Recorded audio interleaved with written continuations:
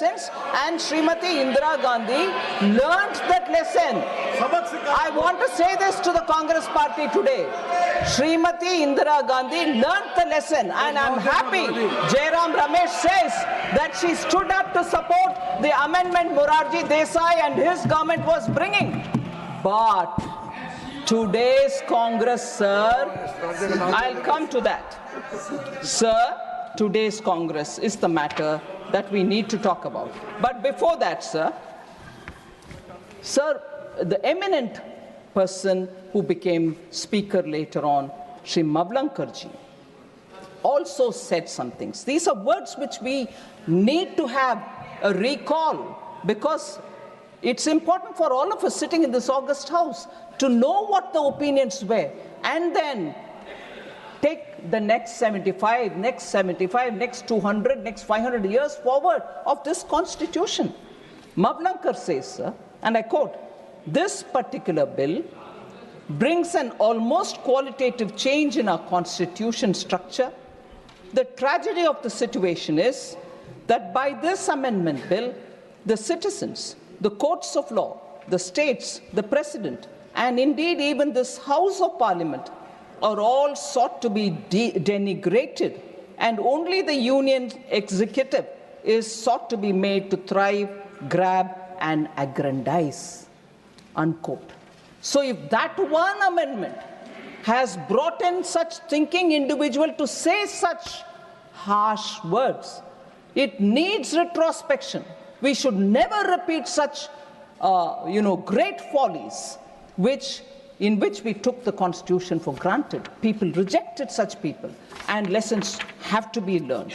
So, sir, I'd like to again say, when I soon would want to speak about what's the attitude of Congress today, I'd like to come to one line of an eminent person which was said during the 42nd Amendment debate. He was no less than later on Chief Minister, or prior to that also, and a minister.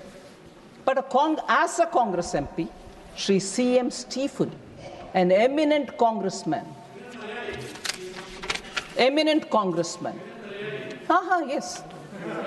Yes, it might be useful to remember that also. I'll read the quote. It might be useful further. Sir C.M. Stephen, as a Congress MP at that time, says, during the debate of 42nd Amendment, which had so many implications. So it brings me the shivers to read this line, but I'm reading it because we should know how we speak. Quote, sir, I quote, "Now, the power of this Parliament, through the 42nd Amendment that is declared to be out of bounds for any court." Shame. He says this. Now, the power of this Parliament is declared to be out of bounds for any court. It is left to the courts whether they should defy it. He continues, "I do not know whether they will have the temerity to do that. But if they do, that will be a bad day for the judiciary. The committee of the House is sitting with regard to the inquiry into the conduct of judges. We have got our methods, our machinery," unquote. Sir, imagine if today one of our MPs would say, anywhere, would say this and say the temerity of the judges, the courts. But no, what we hear from Congress today, "Oh, you are undermining institutions, you have no respect to the Constitution, you that, you this."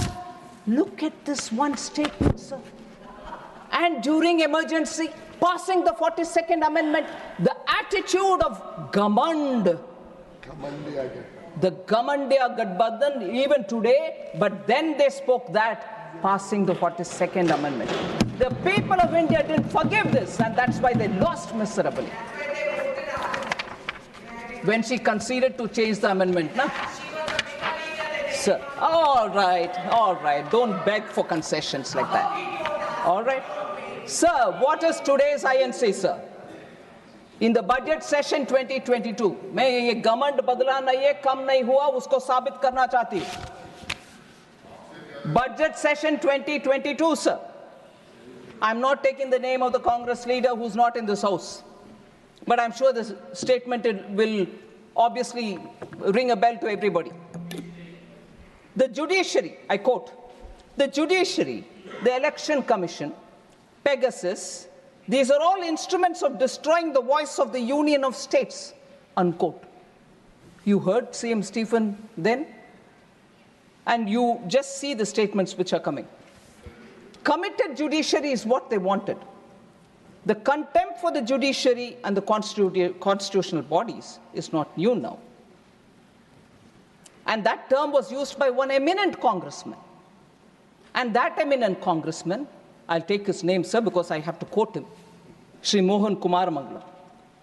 He had said that the government will appoint chief justices based on the government's assessment of their philosophy and outlook, telling the Parliament in 1973, I quote, certainly, we as a government have a duty to take into consideration, I'm putting it in brackets, certainly, we as a government have a duty to take the philosophy, the outlook of the judge in coming to the conclusion whether he should or should not lead the Supreme Court at this time.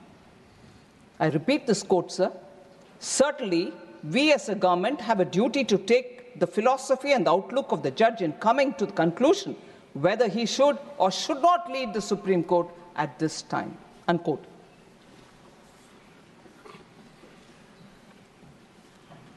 After the judgment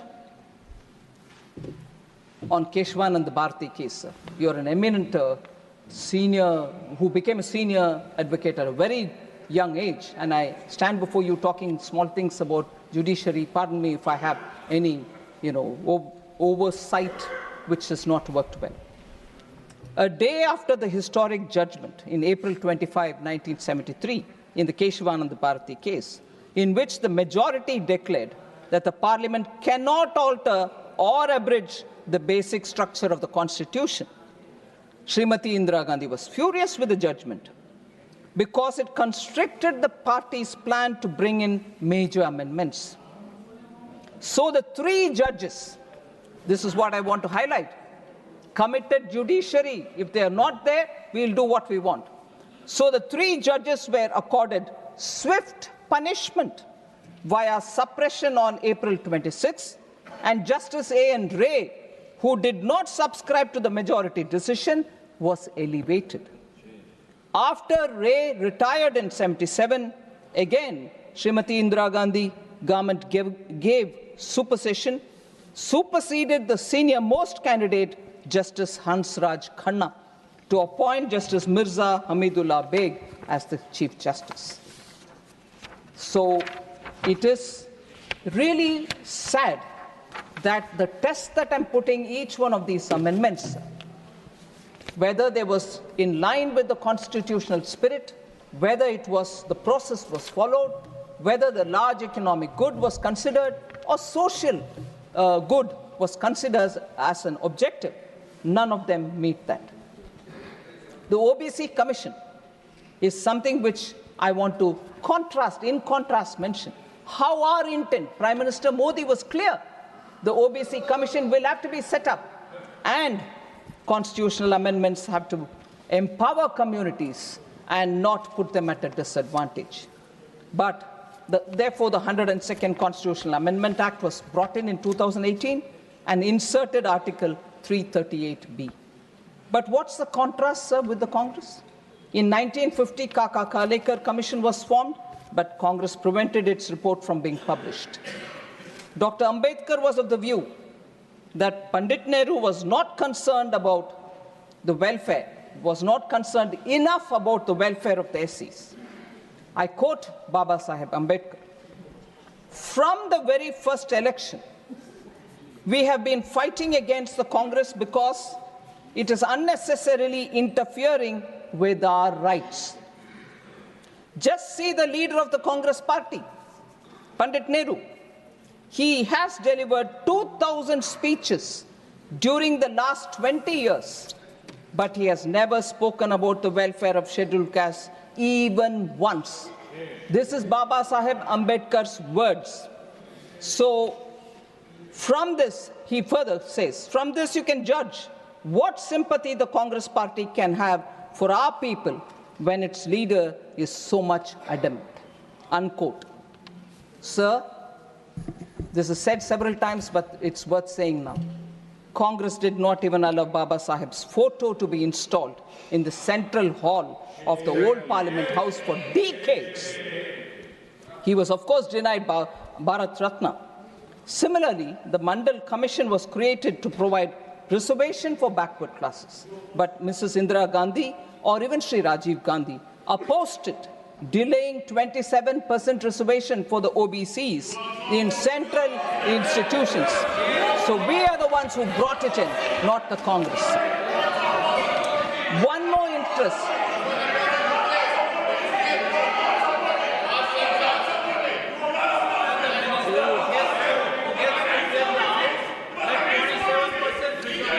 One more instance of how the GST, which was again a constitutional amendment which has to be brought in. Sir, GST related constitutional provisions has never been encouraged prior to its bringing by Prime Minister Modi in 2017. Sir, this started very quickly to trace the timeline, sir. Sri Atal Bihari Vajpayee was the first to suggest during the NDA rule in 2000 to get going with the GST. However, the sincere efforts that he made could not realize or could not see the light of the day. And the 10 years after his tenure, led by the UPA, did not much do to get it on board. Sir, within 2 years after the introduction in the Parliament of the GST-related 101st Constitutional Amendment Act was passed and ratified by more than 50 states with effect from 8th September 2016. Just the data will tell you, sir, where the Congress party was. Despite being a coalition comprising of 26 parties, the UPA could not manage to get this GST. Even Congress-ruled states were opposed for the GST to be brought in. 2012. I'll say that as well.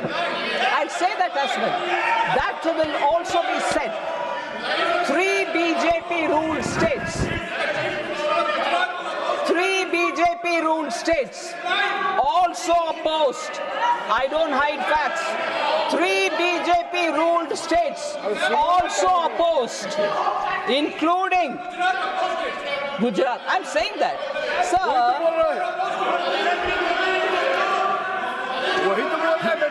I'm saying it, sir. I'm saying it myself that Gujarat opposed it. I'm saying it myself. अरे नंबूत्री बात government को save नहीं कर पाया कांग्रेस से, आप क्या खड़े हो रहे हो? कम्युनिस्ट है, बैठ जाओ. Sir, 3 non-BJP ruled states, sir. So I don't. 3 non-BJP ruled states. I said about Gujarat, now I'm saying non-BJP ruled states, including Congress-ruled Maharashtra, opposed provisions of the UPA's GST. So if they want to first shout about Gujarat, I'm saying it myself. But please do shout about Maharashtra as well. No, they want to pretend they were all ready. They were not ready. Sir, Congress-led ruling UDF government, all right, in Kerala voiced severe concerns. Okay, sir, left front opposes, UDF opposes, Congress is part of the UDF, but no, they will never say that. One Gujarat is what they want to say. And I'll tell you why Gujarat had to oppose also. So, they could not bring the GST amendment. When we bring it, this is how they would like to shout about it. But I'm sorry.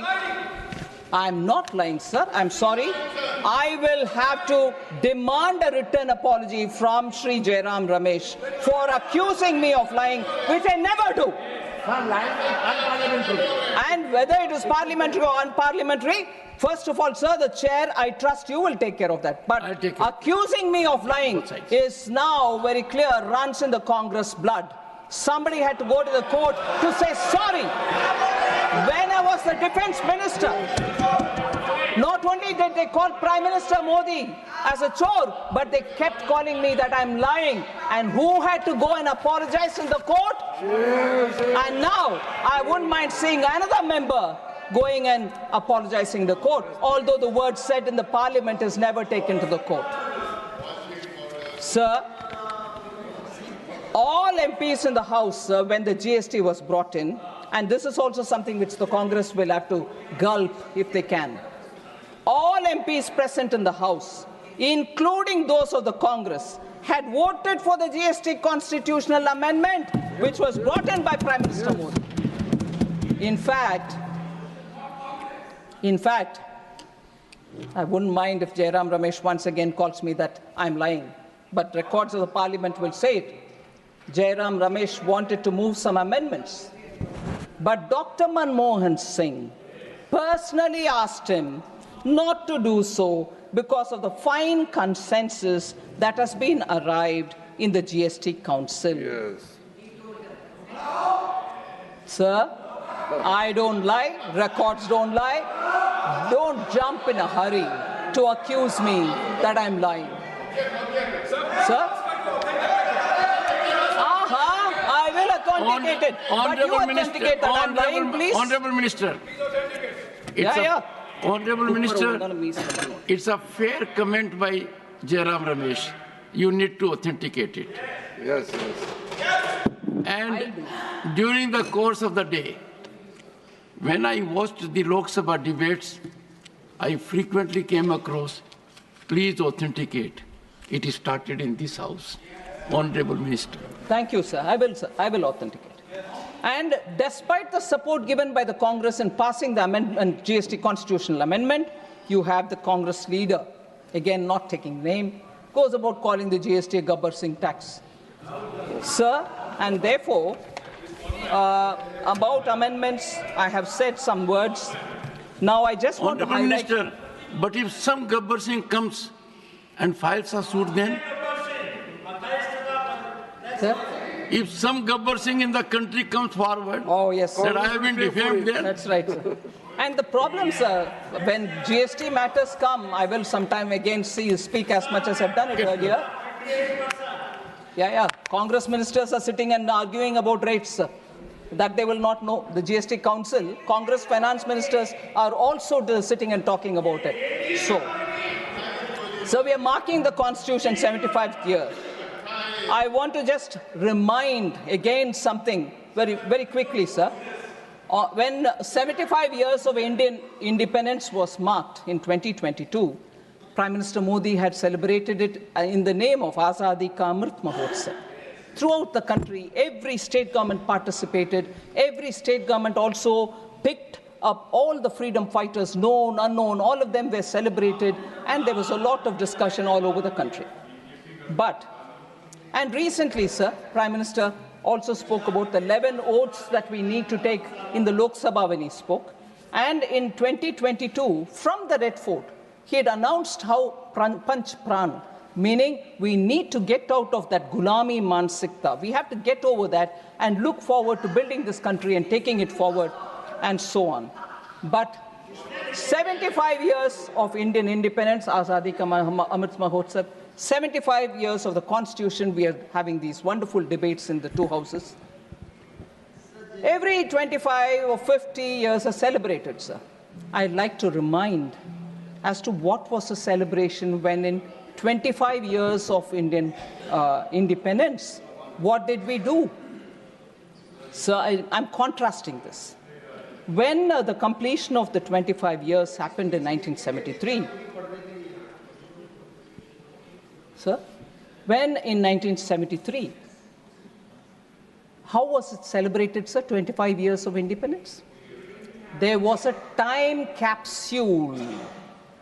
A time capsule was interned, a Kal Patra was interned in the Red Fort. And at that time, the people were told this time capsule will be seen only after 5,000 years. And in that time capsule, the journey of India, free India, was all being written, and actually it was kept as a top secret. Nobody knew anything as to what was inside the time capsule. A professor of history was employed to write this India since 1947, marking the 25th anniversary. But it was kept a secret. Sir, questions were asked in the Parliament. What exactly is in the time capsule marking 25 years of India's independence? What actually went into that interned? It was a steel and copper made vacuum-filled case into which the document was interned, and then it was put into the Red Fort. That one, sir, was kept a secret. When asked in the Parliament, the then Education Minister apparently said,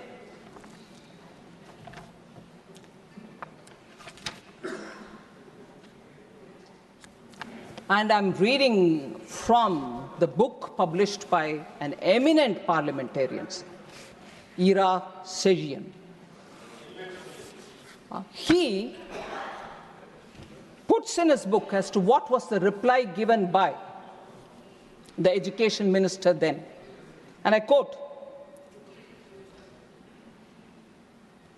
before that, the Education Minister expressed his inability to disclose the said document. What's the document which is in it? No, I can't disclose. And what did he say? I quote, within the limitations of its compass, it was designed to preserve an authentic record of our time for posterity. Having regard to this concept, the question of contemporaneous publications or laying the text of the document on the table of the House does not arise, unquote. The Education Minister, while he put the time capsule to be preserved for 5,000 years, does not allow the Parliament to know what was inside it. That is 1973, 2 years before the emergency was brought. This kind of an operation in stealth happened, marking 25 years of India's independence, and the Parliament should not be informed. That was the line the Education Minister gives. Even worse, sir, I just want to highlight what was said about Sri Atal Bihari Vajpayee in that capsule content.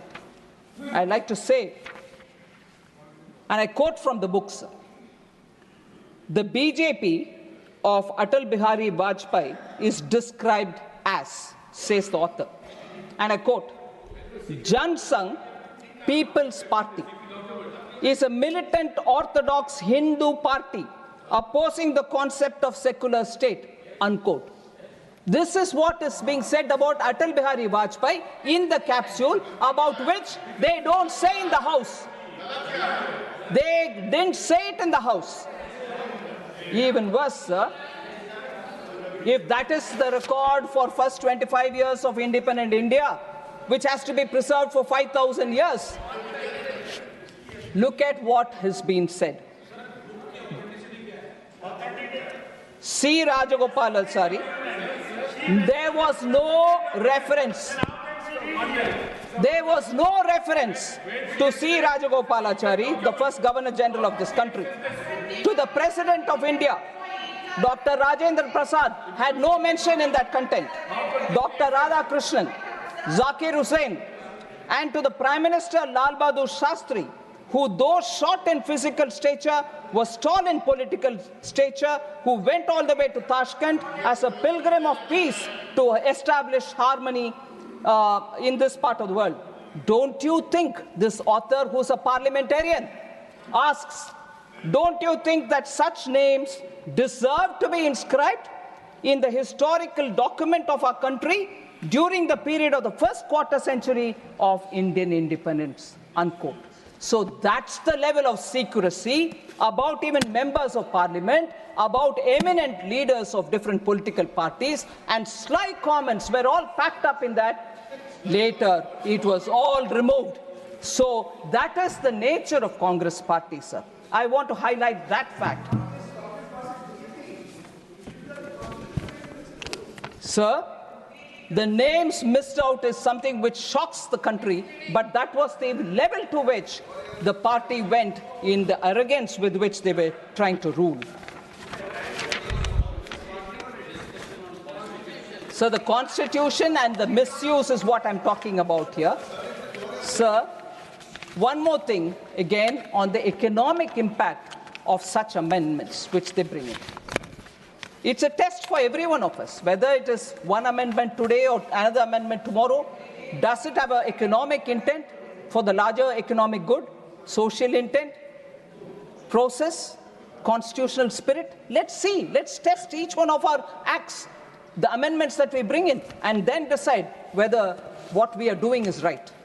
Sir, the Soviet model, which the Congress party copied under Prime Minister Nehru, continued with Indira Gandhi, was a model which did not do any good to this country, sir. C. Rajagopalachari, the socialism, that socialism was refashioned as Mahal Nobis model, the central command and control structure, the license, quota, Raj, were all part of this. And in that, C. Rajagopalachari writes, sir, to the Prime Minister. He says, in an open letter, he says, Nehru came to Madras on Tuesday with all the paraphernalia of Prime Minister of India and attempted to, in a speech, talk about Rajagopalachari and his principles. But here, in Swarajya magazine, he publishes it in 1962, February 17, and I quote from that article. I want an India clear of the atmosphere of fear in which it is now enveloped, 62, where honest men engaged in difficult tasks of production or trade can carry on their occupation without fear of ruin at the hands of officials, ministers, and party bosses. He says that, I want an India where talent and energy can find scope for play without having to cringe and obtain special individual permission from officials and ministers, and where their efforts will be judged by the open market of India. And so on. He goes on, sir. I want the corruption of this permit license Raj to go. He says that. So a member who was part of the Congress party himself writes to Pandit Nehru saying this cannot go on, your socialism is ruining this country, the license permit Raj could not continue because you are leading to corruption. Sir, periodically, Congress questions, hey, BJP, RSS, Jansan, what was your role during the freedom movement? We all know it and we've said it, but I want to ask the Congress, what is your role in the Arctic, India's economic freedom? What is India's economic growth? What is your effort in building economic strength of India? No wonder when we in 21 in our budget, if that is not true, sir, why in 1980 onwards the Congress party itself wants to dump license quota Raj, 91 they want to reform, and then take the claim for it saying we are the ones we reformed. You didn't have to reform if it was so good. It was damaging the Indian economy, and socialism was therefore brought into the Constitution's preamble through the 42nd Act, Amendment Act, only to prove that they are doing right thing. Although that was not needed at all, because the directive principle of state policy has enough and more. And that is where I want to bring this one particular important observation, sir. The Nehru Development Model, written by Arvind Panagaria. Latest book,